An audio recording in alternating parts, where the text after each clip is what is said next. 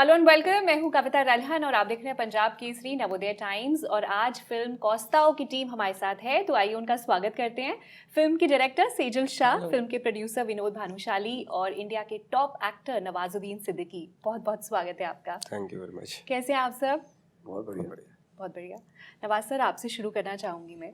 जब भी आप कोई फिल्म करते हैं या जितनी भी आपकी फिल्मोग्राफी रही है, कैरेक्टर्स जो आपने किए हैं वो ऐसे आइकॉनिक लेजेंडरी कैरेक्टर्स बन जाते हैं। उसके मीम्स भी कितने बनते हैं, लोग उसकी भाषा में बात करते हैं। दे ट्रैवल थ्रू ईयर्स। तो जाहिर सी बात है कि आपने भी इस फिल्म में कैरेक्टर को खूब पढ़ा होगा, स्टोरी से भी ज़्यादा आपने कैरेक्टर पे ध्यान दिया होगा। इस कैरेक्टर में, कोस्ताव में, ऐसी क्या खास बात लगी कि आपने इस फिल्म के लिए हाँ कहा? ऑफ कोर्स उनकी डेयरिंग, कोस्ताव की जो डेयरिंग थी वो, और एक पागलपन जो था, वो उस तरह की कैरेक्टरिस्टिक्स मुझे बड़े अच्छे लगते हैं। तो इसलिए मैंने किया इसको। आपने इनके बारे में, आप इनसे मिले भी ना? जी, हम लोगों का सेजल ने कहा 2-3 बार सेजल के ऑफिस में हम लोग मिले। हाँ, शूटिंग से पहले शूटिंग से पहले, हाँ, शूटिंग से पहले तो काफ़ी मुलाकात हुई, उनके बारे में पता चला क्या है, थोड़ा पागलपन है उनके अंदर। तो वो बड़े मज़ेदार था। वो एक्टर के लिए बड़ा मतलब मसाला होता है। तो आपको लगा इसमें मसाला है? हाँ, उनकी पर्सनैलिटी में मसाला है। उनसे मिलने के बाद आई एम श्योर ये तो जो पूरी कहानी है उनके इर्द गिर्द है, उनकी लाइफ पे बेस्ड है, पर वैसे as a person how is he? वही ऐसे पर्सन ही बता रहा हूँ मैं। बहुत इंटरेस्टिंग है वो। Okay. और बहुत ही डिसिप्लिन भी है, ऑनेस्ट है बहुत, और एक मतलब बहुत ही कंट्री के लिए एक जज्बा भी रखते हैं। वो आज तक है उनके अंदर वो। Nice nice nice. Vinod sir, आपकी जो फिल्मोग्राफी बन रही है धीरे धीरे, जिस तरह की फिल्में आप बना रहे हैं, जैसे प्रीवियस फिल्म की बात करें, सिर्फ एक है बंदा, वो भी बड़ी मैसेज ओरिएंटेड और ट्रू फैक्ट्स पे बेस्ड थी। तो आप जान के इस तरह की कहानी का हिस्सा बनना चाह रहे हैं जो मैसेज ओरिएंटेड हो, जो इम्पैक्ट क्रिएट करें, कुछ बदलाव लेकर आएँ, या ये नेचुरली हो रहा है? नहीं, जान के तो एज अ फिल्म स्टूडियो हम लोग हमेशा एक कहानी ढूंढते हैं कि उस कहानी कहनी चाहिए कि नहीं। और रियल स्टोरीज आई थिंक बहुत लोगों को, मतलब अगर एक ऐसे कॉमन मैन हमारे जैसे ही है ना, कॉमन मैन ही है, उन्होंने खाली वो कस्टम ऑफिसर की जब वर्दी पहनी है, जो आज तक वो बोलते हैं 24/7 आई एम ऑन ड्यूटी, उन्होंने अपनी लाइफ दे दी कंट्री के लिए, तो बहुत कुछ खोया भी। तो ऐसे लोगों की स्टोरीज भी आनी चाहिए, लोगों को पता होना चाहिए कि ऐसे जज्बा है। Because after all customs is a gateway of India. वो गेट अंदर क्या आएगा क्या बाहर जाएगा वो कस्टम डिपार्टमेंट संभालता है। और ये पहली पिक्चर है और this is the first film. This is the first film on a custom officer. Oh wow. And उसमें 1990s में जब उसने मतलब ही रेडेड जो गोल्ड का स्मगलिंग हो रहा था, 1,500 किलो, आज की तारीख में लाख रुपया 10 ग्राम का है, which is 1,500 crore. Single handedly he raided that, मतलब वो जो पूरा केस जो है, इतना डेयरिंग बाज कहाँ से आता है? इट्स अ बाप of all raids we would say. And when Nawaz भाई ने जिस तरीके से उसको निभाया है, 10 मिनट के बाद में ही सीन, आप देखो फोटोग्राफ, आपको कहाँ नवाजुद्दीन दिख रहा है? लुकिंग लाइक अ कोस्ता। कौन है ये? वो जो तैयारी की ना इन्होंने, नवाज भाई ने जो बोला ना, जो तैयारी की थी वो अंदर से, क्या एक कस्टम ऑफिसर होना कैसा चाहिए। अच्छा, वाकई में कस्टम ऑफिसर से एयरपोर्ट पे डर लगता है, चाहे अब मैं कुछ गोल्ड नहीं स्मगल कर रही होती फिर भी डर लगता है मेरा अचार निकाल लेंगे या कुछ निकालेंगे। कभी ऐसा हादसा हुआ है आपके साथ एयरपोर्ट पे, कुछ निकाला है? मेरा तो सिर्फ एक बार हुआ था। मैं खाली बैग लेके आ रहा था तो खाली बैग था, वही पकड़ लिया उन्होंने। खाली? हाँ, बोले इसमें, तो मैंने बोला इसमें कुछ नहीं है यार, बैग भी देख लो आप। बोले वही तो प्रॉब्लम है कि बैग में क्यों रखा, क्यों नहीं खाली क्यों लेके आ रहे हो? अच्छा, ये हाँ, तो ये भी होता है। एक नया तो आप ध्यान रखना नेक्स्ट टाइम। खाली बैग भी पकड़ सकते हैं। आपके साथ कुछ हुआ, कुछ निकाला? नहीं, हम तो ऐसा कभी होता नहीं। शॉपिंग करने आते हैं तो कभी पूछ लेते हैं, तो बता देते हैं भैया ये है, लिया है, बच्चों के लिए कभी लेते हैं, कुछ खुद के लिए। But I think that is, वो डर रहना जरूरी है, क्योंकि ऐसे कोई भी हम कंट्री में कुछ भी लेके आ जाएगा तो मतलब फायदा नहीं है ना। And this are the guys who actually safeguard, अंदर कुछ भी आ सकता नहीं तो। अच्छा, उनका मुझे जब कोस्ता से मेरी बात हो रही थी, मैंने कैसे अंदाज़ा लगाते हो कि इस आदमी के पास कुछ होगा? यानी वो हम लोग ऑब्जर्व करते हैं, बहुत लोगों को पढ़ा है हमने, ऑब्जर्वेशन होता है हमारा कि कौन अपने काम में बिजी है। क्या होता है जब आप हजारों लोग हैं और आपका पूरा आंखें देख रही हैं कौन क्या है, हल्का सा कुछ जिसके जो कुछ होता है ना चोर जिसके दिमाग में, दाढ़ी उसकी में बाकी लोगों से मूवमेंट ना थोड़ी अलग होती है अच्छा, ना। वो हाँ ज्यादा नॉर्मल प्रिटेंड करने की कोशिश कर रहा होता हाँ वो ज्यादा जो ज्यादा बड़े हो जाते एक्टिंग कर हैं रहा है। हाँ जो, और वो फर्स्ट टाइमर है तो उसका बॉडी लैंग्वेज पूरा चेंज हो जाएगा। जो बहुत बार कर चुका है वो बहुत ही ज्यादा नॉर्मल प्रिटेंड करने की कोशिश करेगा। तो इस तरह की बॉडी लैंग्वेज जो पढ़ लेते हैं 1 मिनट में। हाँ चलिए बढ़िया। सेजल मैम, आप फर्स्ट टाइम डायरेक्टर है ना, डेब्यूटांट डायरेक्टर, और वो भी कंट्री के टॉप एक्टर के साथ, तो ये डबल प्रेशर था आपके लिए? आपको लगा कि फर्स्ट टाइम डायरेक्टर भी और नवाजुद्दीन आप के ऐसे साथ? बोलेंगे टॉप एक्टर के तो बहुत प्रेशर इनको कभी मेरे से प्रेशर नहीं हुआ, लेकिन अगर आप ये बोल के करेंगे तो हो जाएगा। अरे टॉप एक्टर मेरे लोगों ने दिमाग में डाला, मैंने जिनको कोशिश बताया कर मैं रहे हैं मैडम, नवाजुद्दीन का इंटरव्यू थोड़ा करने बहुत जा रही हूँ, कहते हैं अरे वो तो टॉप एक्टर है। No, but I agree. So actually, the thing is that it was the opposite. Because I was working with a top actor, I had no pressure because I didn't have to do anything. You know, for a director, otherwise it is when the debutant director, it is very difficult when you're working with people who are stars and not actors. And I was working with an actor, so actually he made everything very easy for me. So this was quite a cakewalk for me to work with him. So yeah, it was not difficult. अच्छा, ये भी बात करना चाह रही थी कि मैं जिस भी तरह के आप किरदार करते हैं, अगर लास्ट आपसे मैं राउतू का राज के लिए मिली थी और उसमें भी आप एक पुलिस ऑफिसर का किरदार निभा रहे थे, वो भी एक ऐसा ही किरदार था जो अगेन पॉजिटिव किरदार है। अगर शेड्स की बात करें, पॉजिटिव नेगेटिव में डालना हो तो पॉजिटिव था, और ये भी पॉजिटिव है। लेकिन मैंने जितने भी अपने फ्रेंड्स को बताया, फैमिली में बताया कि मैं नवाजुद्दीन सर का इंटरव्यू लेने जा रही हूँ, तो हर किसी को आपके वो नेगेटिव किरदार याद है जो गैंगस्टर वाले, गैंग्स ऑफ वासेपुर। तो अब लोगों को और नेगेटिव किरदार के लिए कितना वेट करना पड़ेगा? सी नेगेटिव पॉजिटिव का सवाल ही नहीं है। अगर आप देखें ना, जो इंसान है, लाइक फॉर एग्जांपल जैसे आप ले रही हैं, नेगेटिव नहीं था, वो ग्रे शेड कैरेक्टर था गैंग्स ऑफ वासेपुर का भी। हाँ, बट उसने गलतियां की बहुत सारी, क्योंकि बदला लेने की कोशिश की। लेकिन अगर आप ये तो टैग हम देते हैं कि भाई ये गैंगस्टर है या कॉप, ये कॉप है, कॉप की कॉस्ट्यूम हटा के लाइक कोस्ताव की भी पर्सनल लाइफ है, और ज़्यादातर इन्होंने जो फोकस किया उसकी पर्सनल चीज़ों पे फोकस किया है। वो किस तरह का, वो फैमिली में उनका क्या रिलेशन, एक फैमिली मैन था ये वो, उस पर ज़्यादा फोकस किया है। ये तो एक ड्यूटी है उनकी, उस जिसकी वजह से उनके अंदर ड्यूटी निभाने की जो एक वो थी, जिद थी, वो आती चली गई। लेकिन अगर ये वर्दी खोल के उनके अंदर देखो, उनके दिल के अंदर झांको, तो पता चलता है कि एक इंसान है वो।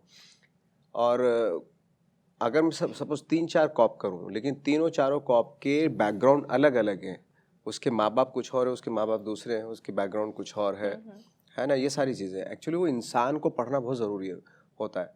अब हमें तो क्या, अब मैंने अगर 3 कॉप कर लिए तो लोग यार तुम कॉप के रोल करते हैं भाई, लेकिन ये तो देखो कि वो तीनों कॉप ना अलग अलग बैकग्राउंड से हैं, अलग अलग थॉट है उनका, है ना, अलग अलग सोल है उनकी।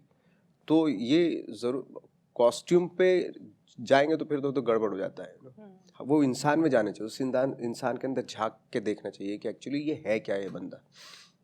ये तो है। इनफैक्ट जो ट्रेलर जितना हमने देखा और फिल्म भी देखी, स्क्रीनर शेयर किया था, मतलब एक्चुअली में जब आप किरदार करने लगते हैं तो वो पॉजिटिव नेगेटिव नहीं, फिर पीपल अप्रिशिएट योर एक्टिंग। अभी जैसे कि एक्टिंग कितनी अच्छी करी है। अभी जैसे बहुत सारे न्यूज़ एंकर होते हैं, तो मैं सारे, अरे न्यूज़ एंकर तो सारे एक जैसे नहीं भाई, तुम पर्सनली जाके देखोगे तो कितने अलग अलग तरह के इंसान होते हैं वो। ज़रूरी थोड़ा है कि हम तो सारों को एक जनरलाइज कर देते हैं कि सारे ऐसे ही होते हैं, नहीं, कुछ अलग भी होते हैं, वो बहुत प्यारे इंसान भी होते हैं, कुछ कैसे भी होते हैं, है ना, हर तरह की शेड मिलती है आपको। लेकिन फिर भी अगर लोग विलन के रोल में अगर आपको देखना चाहें, तो अभी आने वाले जो आपके फ्यूचर प्रोजेक्ट्स हैं उसमें कुछ ऐसा है? सी अगेन, मैं वो आउट एंड आउट विलन नहीं थे, ग्रे शेड वाले थे character. They had a back story. हाँ, मतलब हम लोगों को तो सिर्फ यही, चूंकि हमारा सिनेमा इस चीज़ पे बेस्ड है, एक हीरो होता है, एक विलन होता है, एक हीरोइन होती है, और एक कॉमेडियन होता है। ये 16th सेंचुरी में जो एक मोलियर थे राइटर, उनके प्ले में होता था, कैरेक्टर सेम रहते थे, प्ले बदलता रहता था उनका, है ना। वो जैसे हमारी फिल्मों में होता है आज भी, एक हीरो, एक हीरोइन, एक विलन, एक कॉमेडियन, और लास्ट में जो है हैप्पी एंडिंग हो जाता है, मार पीट के सबको हीरो हो जाता है टाइप। हाँ मतलब लेकिन अब ऑडियंस ये फॉर्मूला नहीं देखना आप चाहती नहीं देख रही ऑडियंस, हाँ, लेकिन फिर भी देखती है, कभी कभी देख लेती है, हाँ। ये है। विनोद सर, आपको क्या लगता है ये जो फॉर्मूला जिसकी नवाज सर बात कर रहे हैं, क्या ये रीज़न है कि अब लोग थिएटर्स में कम जा रहे हैं? इनफैक्ट नेटफ्लिक्स के सीईओ ने भी अभी एक स्टेटमेंट दिया था कि थिएटर्स में जो लोग जाते हैं उनके नंबर्स धीरे धीरे कम होते जा रहे हैं और ओटीटी का नंबर बढ़ रहा है, तो क्या रीज़न लगता है आपको? देखिए, दोनों अलग प्लेटफॉर्म है और एक होता है कन्वीनियंस पे कि मुझे कन्वीनियंट है वहाँ पे जाऊँ, या मुझे ओटीटी अपने सारे फ्रेंड्स के साथ में देखना है एट माय ओन टाइम। तो ओटीटी में आप अपने आप उस टाइम पे देख सकते हो जहाँ पे आपको ट्रैवल नहीं करना है या समथिंग। लेकिन जैसे हमारी फर्स्ट में को जब ZEE5 पे ये फिल्म आएगी, 130 कंट्रीज में एक साथ में कभी भी बैठ के आप फिल्म देख सकते हो। राइट। It's inspiring also. जो स्टोरी है कॉमन मैन की स्टोरी है, बट इन एन ऑफिसर, जैसे नवाज भाई ने बोला कि उस किरदार ने उसने लाइफ जी है ना, एक बंदे ने ऐसी लाइफ जी है जिसमें फैमिली भी है, जिसमें अपना प्रोफेशन भी है। प्रोफेशन की तरफ वो थोड़ा ज़्यादा झुकाव वाला बंदा था, because he was a patriotic at heart. तो उसने कहीं कहीं पे उसको लॉस भी हुआ। जैसे कि अगर आप देखेंगे तो कॉस्ट ऑफ फैमिली उसका मतलब है कहीं ना कहीं पे सो वो एक so coming back to theatre and OTT, अच्छी और बुरी फिल्म के हिसाब से बात करते हैं। अच्छी फिल्म होगी तो सब जगह चलेगी, बुरी इट्स ना वो दिस थिंग ना, हाथ में किसी कोई मोबाइल हाथ में पिक्चर देखता है, इधर मोबाइल देखता है, कोई घर पे टीवी पे देखता है, किसी के घर पे थिएटर है या कोई थिएटर में जाता है, but it's upon how you what films you make. तो उस पर ज़्यादा फोकस करेंगे तो ईजी हो जाएगा काम करना। We think that good and bad films are there which may work on any platform or any medium. If it's good, it will work anywhere. Right right. Nawaz sir, आप फिल्मों के लिए आपको मैटर करता है एज एन एक्टर आर्टिस्ट कि आपकी film theatre पे लग रही है या फिर लोग ओटीटी पे देख रहे हैं? सी फ्रेंकली स्पीकिंग कई बार ये इंडल्ज करती हैं चीज़ें कि बड़े पर्दे पे रिलीज़ हो फिल्म, बट अगेन जैसे ही मेरे दिमाग में आता तो मुझे ग्रोटोवस्की एक बहुत बड़े डायरेक्टर हुआ करते थे थिएटर के, वो याद आ जाते हैं। इसलिए याद आते हैं कि वो रिहर्सल की उन्होंने अपने एक्टर्स के साथ और उनको बोला कि 1 महीने के बाद शो है इस प्ले का, तब तक का, और बहुत ही खतरनाक वर्कशॉप कराते थे वो। वर्कशॉप चल रही है, प्ले की तैयारी कर रहे हैं, अचानक से 20 डेज में बोला नहीं अब ये इसका शो नहीं होगा। तो एक्टर्स ने पूछा भाई 20 दिन की मेहनत की है, शो क्यों नहीं होगा? तो बोले अब जो तुम लोग हो ना ऑडियंस के लिए एक्टिंग करोगे, अभी तक वर्कशॉप कर रहे थे, अपने आप को एक्सप्लोर करने की कोशिश कर रहे थे, अपने अंदर झांकने की कोशिश कर रहे थे, वो कैरेक्टर निभाने की कोशिश कर रहे थे। अब जो वक्त है ये अभी से लेकर 10 दिन का शो होने तक का जो वक्त है, अब तुम ऑडियंस के लिए करोगे। तो इसलिए वहीं पे उन्होंने ब्रेक कर दी। दैट इज़ वाई कि मुझे प्रोसेस अच्छी लगती है फ्रेंकली स्पीकिंग, कि जब आप अपने किरदार से फाइट करते हैं, कभी अच्छा होता, कभी लाइक जैसे हम लोग सीन करते थे, कभी कुछ सीन में मज़ा आ जाता था, कभी कुछ पकड़ने की कोशिश कर रहे होते थे, कभी सेजल बोली नहीं नवाज भाई थोड़ा सा ऐसे करो, ये थोड़ा सा ऐसे, तो जो कोशिश होती है कभी हल्का सा अचीव हो जाता है, वो जो प्रोसेस है वो बहुत फैसिनेट करती है मुझे, और मैं वहीं तक रहना चाहता हूँ। कहाँ पे रिलीज़ हो रही है वो उसमें मेरा एक्सपर्टीज़ नहीं है, उसमें सर का एक्सपर्टीज़ है ना, ये रिलीज़ कहाँ करेंगे, कैसे करेंगे, ये उनका काम है। मेरा काम है एक्टिंग करना, और कोशिश हो सके तो बेस्ट से बेस्ट करने की कोशिश कर सकते हैं बस हम। हमारा एक्टर का काम सिर्फ इतना ही होता है। नाइस। सेजल मैम, आपसे जानना चाहती हूँ, ये 90s में बेस्ड है फिल्म और एक रियल लाइफ कस्टमर ऑफिसर की लाइफ पे बेस्ड है। आई एम श्योर उनकी लाइफ में तो कितने सारे इंसिडेंट्स रहे होंगे, then you had to choose कि इसमें से क्या दिखाना है, कैसे दिखाना है, then making the things going from paper to the screen. Take us through the process, कैसा रहा, क्या चैलेंजेस थे? So basically, I had met Kostau through his boss PK Das through one of the incidents, because I used to be a journalist before. Okay. And उन्होंने बोला था Kostau के बारे में, and then the time it took us almost 1.5, first of all, a long time to convince him that he should be ready to do a film on him. वो because इतने साल से बहुत सारे लोग ने उनको मिले थे और he had said no. And then after he took convincing, it took us almost 2.5 years to do the research. We spent a lot of time with him because, like you said, उनकी life में बहुत सारे incidents हैं. Like so many things we have not been able to cover. But we wanted to specify on this one incident that happened that changed his life and the repercussions of it. So basically, हम लोग ने वहाँ पे, and there was a lot of choices which my writers, Bhavesh and Meghna, and they made that choices that क्या रखना चाहिए. My job was to do as a research, as a journalist, I gave them the story. The difficult job was क्या रखना चाहिए और क्या नहीं रखना चाहिए. And to have this where you are engaging the audience, but you're telling the true story. हम लोग को ऐसा नहीं है कि नहीं तो बायोपिक में we didn't want to whitewash. He's a flawed hero. He's an underdog who fought against the system, who lost a lot of things. तो वो cover करने के लिए we had to make a lot of choices. And in fact, interestingly, हम लोग को बहुत सारे चीज़ निकालने पड़े because we thought that if we put it, people will not believe that it has happened. It is the opposite. Normally क्या होता है कि हम लोग बोलते हैं कि dramatize करें because there were 1-2 incidents which my writer Bhavesh said या Sejal, you know, if you put it, people बहुत फिल्मी लगता है. I said मगर हुआ है, अभी क्या करेंगे? जैसे the bike chase was something that happened, and there was one point Bhavesh was like यार सेजल इतना फिल्मी लगता है, I said अभी क्या करें? So his life itself was so extraordinary that you know, those are the choices we have to make, and we'd also made some truthful choices, which we were luckily Kostav agreed to that, you know, where you show something that has got a family, you know, and his own guilt, his redemption. I think that is something even he was willing to do it. So it took us almost 2 years, 1.5-2 years to write the script. So that was the choices we made. Nawaz sir, आपका एक interview देख रही थी मैं, जहाँ पर आप बता रहे थे कि थोड़े थोड़े टाइम में आपको अपने होम टाउन जाना बड़ा अच्छा लगता है और अब वहाँ पे काफ़ी क्वालिटी टाइम स्पेंड करते हैं. एज एन आर्टिस्ट अपने रूट से जुड़े रहना कितना ज़रूरी है और क्या इम्पैक्ट होता है उसका आपके काम पर? ऑफ कोर्स जुड़े रहना ज़रूरी इसलिए भी होता है कि कहीं ना कहीं लाइक फॉर एग्जांपल जहाँ हम लोग काम कर रहे हैं वो वहाँ रह नहीं रहे, वहाँ आज भी काम कर रहे हैं आप, यू नो. तो वहाँ पे हमेशा यही लगा रहता है. जब मैं जैसे दिल्ली में NSD में आता हूँ, नेशनल स्कूल ऑफ ड्रामा में आता हूँ, तो मुझे लगता है कि मेरी ब्रीदिंग चेंज हो गई है, यू नो. मैं बहुत ही नॉर्मल ब्रीथ कर रहा हूँ. अच्छा. हाँ, वहाँ पे जहाँ आप काम कर रहे होते हो, ऑफ कोर्स ग्रेट सिटी और इतने खूबसूरत चीज़ें हैं वहाँ पे, सब कुछ बहुत अच्छा है, बट ऐसा लगता है कि खुद को ऐसा लगता है कि मैं यहाँ काम करने के लिए आया हूँ और जब थक जाऊँगा तो घर चला जाऊँगा टाइप में. हालांकि जबकि घर है वहाँ पे, ऐसी बात नहीं है, और बहुत सुंदर घर है आपका. तो इस तरह की चीज़ें होती है. But of course as an actor भी अपने आप को थोड़ा सा होता है ना, इवन माउस भी थोड़ा, उसको भी रिफ्रेशमेंट के लिए थोड़ा वो चाहिए होता है. तो इसलिए जाना पड़ता है. और वहाँ पर जब जाते हैं तो लोग आपको आज भी वही नवाजुद्दीन समझते हैं जो पहले आप रहते थे? वहाँ तो आज भी ऐसे पकड़ के कॉलर चले 10-15 फोटो खींचे और जब खिंचाते ऐसे धक्का दे देते लोग देखते भी नहीं. तो ऐसे ही है वो, ऐसे ही है. तो मुझे भी कुछ नहीं बदलता कि अब तो तुम बड़े आदमी हो गए. नहीं वहाँ पे कोई बड़ी गाड़ी आ गई है, बंगला ले लिया है. वेस्टर्न यूपी है वो. वहाँ पे तो ऐसे ही होता है और मुझे भी अच्छा लगता है. वहाँ कोई देखने अच्छा स्टार हो गया, अरे क्या वहाँ नहीं है ऐसा, कहीं और होता होगा, हमारे यहाँ नहीं. Hard to believe. इधर आ, इधर आ, बैठ इधर. चले 10-15 फोटो खींचे और चला गया, फिर देखा भी नहीं बंदे ने मेरी तरफ. और पता नहीं वो फोटोज डालेंगे नहीं डालेंगे, है ना. उनका कोई सोशल मीडिया पे थोड़ा ना है वो. अच्छा. क्या दिखाने के लिए डाल ले, बस लोग खिंचवा रहे हैं ना, फोटो खिंचवा रहे हैं सब लोग, चलो मेरे भी खींचो. अच्छा.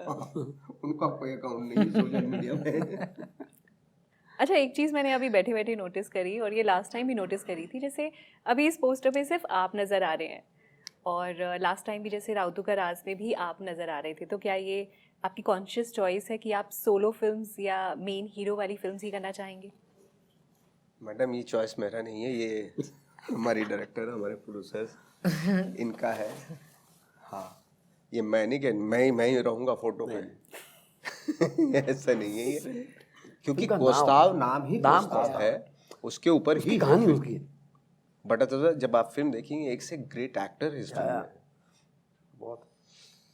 बहुत उम्दा कैरेक्टर एक्टर्स हैं उस सबने फिल्म अपना में. काम बहुत ही ईमानदारी तो लीड रोल ना भी हो, अगर अच्छा कैरेक्टर हो तो you're ready. क्योंकि देखो, अगर आप देखेंगे ना, लिंकन एक बायोपिक थी, लिंकन है ना, या कोई भी बायोपिक जब होती है तो क्योंकि उसके बारे में बता रहे हैं, उसके साथ क्या क्या गुजरा है ना, उसके बारे में बताने की कोशिश करते हैं. हम कोस्ताव के बारे में बताने की कोशिश कर रहे हैं, तो डेफिनेटली एक चीज़ वो बनती है कि जी. चलिए, अब मेरा आखिरी सवाल है आप सबसे ही है, बिकॉज ये कस्टम ऑफिसर की रियल लाइफ पे बेस्ड है फिल्म, और उनकी क्या स्टोरी रही, किस तरह से उन्होंने पूरी अपनी सोलो जो है जंग लड़ी. वो सब कहानी तो हम देखेंगे ही, जो ऑडियंस है वो देखेगी। इस फिल्म की रिसर्च करते वक्त उनसे मिलकर कोई ऐसी कस्टम ऑफिसर के ऊपर कोई ऐसी इंपॉर्टेंट इन्फॉर्मेशन मिली हो, कुछ न्यू डिस्कवर किया हो, लर्न किया हो ड्यूरिंग द शूटिंग, जो आप हमें शेयर करना चाहते हो, कुछ इंटरेस्टिंग?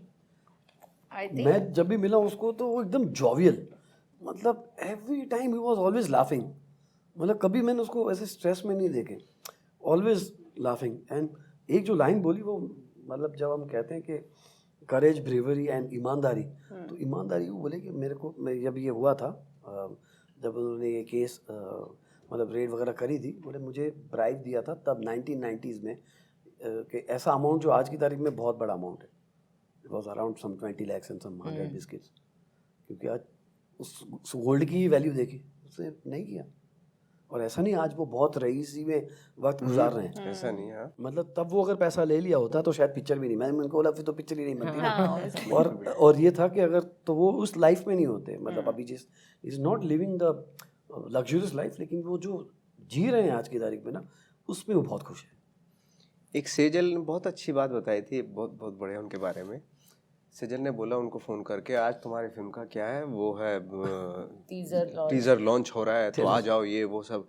तो इनको बोलते हैं वो वहीं से फ़ोन पे कि अभी मैं इधर बैठा है, वो टंकी वंकी ख़राब है तो उसको मैं ज़रा सही करेगा, ये वो। तो उनका इन सब चीज़ों में दिमाग रहता है, उनको नहीं पता। So most of the time, जब भी because I've been in touch with him regularly because we formed that relationship and we've had a lot of arguments and all, but stupid arguments, nothing to do with the film. आपने मेरे को time पे phone नहीं किया, आपने देखो गाड़ी time पे 2 मिनट लेट आई, those are the fights he has, and he will not talk to me for one day. He will not pick up my phone. So ऐसे एक बार whenever I call him up, he'll start talking about the film Costa. I said आपके ऊपर film बन रही है, हाँ अभी क्या है, सोसाइटी का AGM चल रहा है, वॉचमैन का ये करना है मुझे, I can not go here, मेरे को AGM का प्लानिंग करना है। And he lives in a small building where there are some 6 flats and he is the secretary there, so all the time he is bothered about and there also के अभी इसका पैसा cement का मैं खुद cement लेके आऊंगा, क्यों नहीं तो ये लोग सब चोरी करेंगे contractor. So that is the way he lives his life, so he is a maverick in that sense.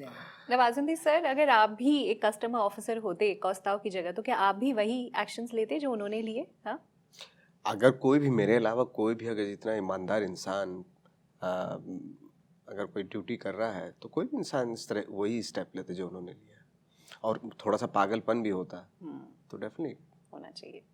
And मुझे ऐसा लग रहा है कि ये भी आप लोगों से ज़रूर बात करनी चाहिए इसके बारे में भी। पहलगांव अटैक जो हुआ है, उसके बाद हम सब आर फ्लडेड विद इमोशंस, बहुत तरह के इमोशंस आ रहे हैं विक्टिम की फैमिली के लिए और सब के लिए। अपने इमोशंस शेयर करना चाहेंगे, बिकॉज हो सकता है आपकी बातें सुनकर किसी को थोड़ी हिम्मत मिले।